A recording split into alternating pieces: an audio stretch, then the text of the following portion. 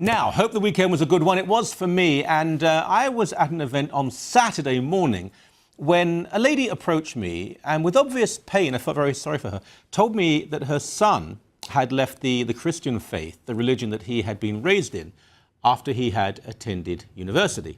Well, I said, you know, it happens. Kids will be kids and all that. No, she said, it was much more sinister than that.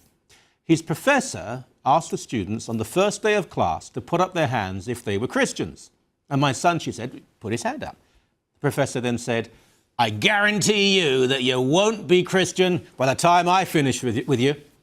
From then on, she told me, he hectored the boy, pressurized him, did all he could by his own authority and by, obviously, the use of peer pressure to make the young man abandon his Christianity. Now, look, you might not care at all about Christianity. That's fine. You might not care about religion. That's fine. But as you're watching Sun News and watching The Arena, you probably care about freedom, decency, a level playing field, and public servants not abusing their authority. So, please, bear with me. Imagine if this professor had asked in the first class, is anybody here an atheist? And then told them that by the end of the year he'd make them Christians.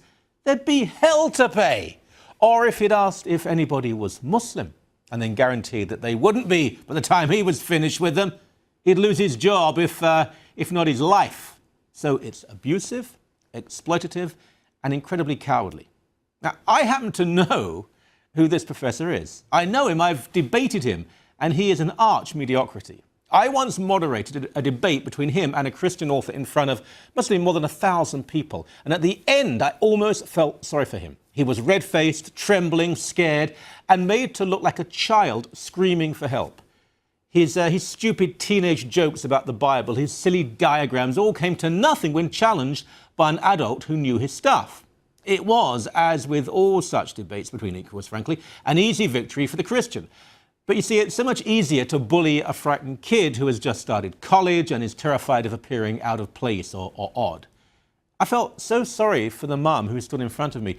She was upset that her loved son had fallen away, but worse was that she was paying the wages of some twit to break codes of civilized behavior, who made sure not that the boy got an education, but that he got an indoctrination.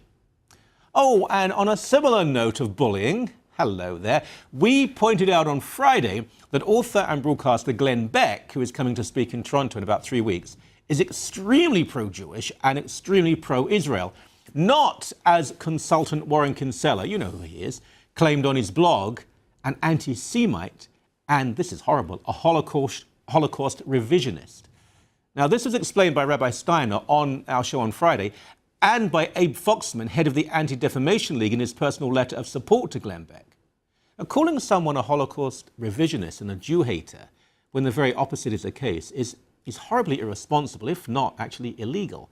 So I and many in the Jewish community here and in the US, and Mr. Beck, and all sorts of people, we're all waiting for the apology and the contrition, aren't we? Now, come on, Warren. It's not difficult, and you're not a professor with a captive audience, so there are consequences to what you say and what you write.